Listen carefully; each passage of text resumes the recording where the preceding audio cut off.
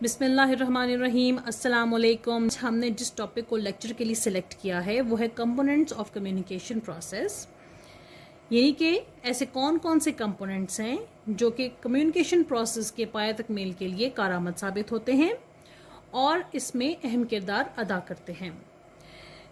ये कंपोनेंट्स कौन कौन से हैं?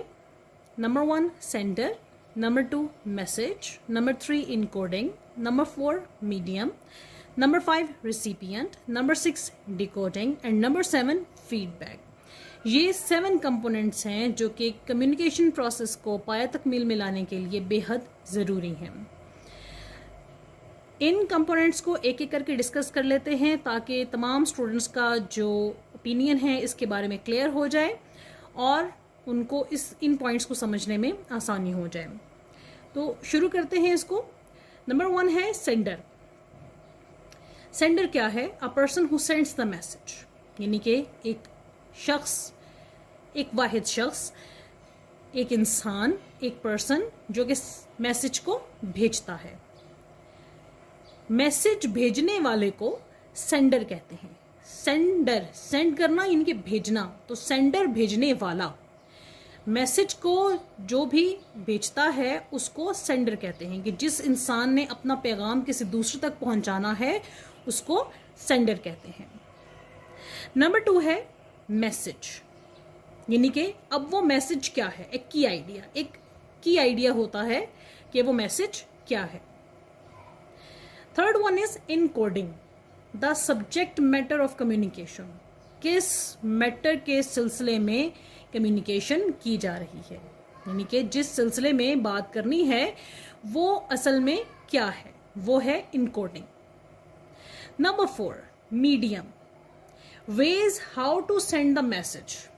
अब आपने मैसेज भेजना है तो उसका क्या तरीकाकार होगा? रिटन में भी है, आप इसको किसी के थ्रू भी भेज सकते हैं, लेटर लिख के भेज सकते हैं। बहुत से तरीकाकार होते हैं कि आप अपना मैसेज सेंड कर सकते हैं। आप मैसेज लिख के भेज सकते हैं, आप ईमेल कर सकते हैं, यानी कि मीडियम में क्या है? Ways how to send the message. आपने किन किन तरीकाकार को इख्तियार करना है कि आप अपना मैसेज, यानी कि एक सेंडर अपना मैसेज पहुंचा सके। उसके बाद है recipient, person home the message is targeted. अब रिसिपिएंट कौन है? जिसको मैसेज पहुंचाना है, जिसने मैसेज रिसीव करना है, वो है आपका रिसिपिएंट। जिस तक मैसेज पहुंचाना मकसद है और उसने जब वो रिसीव करना है तो वो रिसिपिएंट कहलाएगा। यानी कि a person home the message is targeted, जिसको मैसेज पहुंचाना मकसद है, जब मैसेज उस तक जाएगा तो वो रिसिपिएंट कहलाएगा। उसके बाद नंबर 6 है डिकोडिंग। डिकोडिंग यानी कि जब तक मैसेज पहुंचा अब वो उसको किस तरह से अंडरस्टैंड करता है। जिस शख्स को मैसेज पहुंचाया गया है, यानी कि जिस रिसिपिएंट को सेंडर ने मैसेज भेज दिया, अब उसने उसको कैसे अंडरस्टैंड किया, कितना अंडरस्टैंड किया, ठीक, यानी कि वो कैसे समझा उसके मैसेज को जिसने रिसीव किया। Number 7 is feedback. फीडबैक है helps to analyze the efficiency of the message.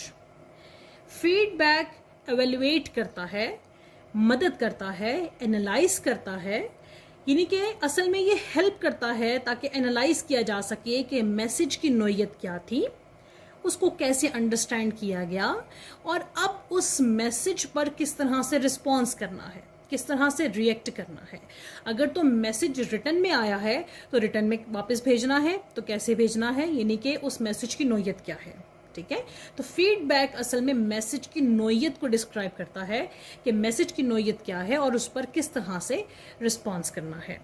उम्मीद करती हूँ कि आपको आज ये कंपोनेंट्स ऑफ कम्युनिकेशन प्रोसेस आसानी से समझ आ गया होगा। हमारे चैनल पर नए आने वालों से रिक्वेस्ट है कि हमारे चैनल को सब्सक्राइब कर दें और बेल आइकन पर क्लिक कर दें ताकि आने वाली तमाम वीडियोस आप तक बगैर किसी ताखीर के पहुंचती रहें। हमें अपनी दुआ में याद रखिएगा। अल्लाह हाफिज़।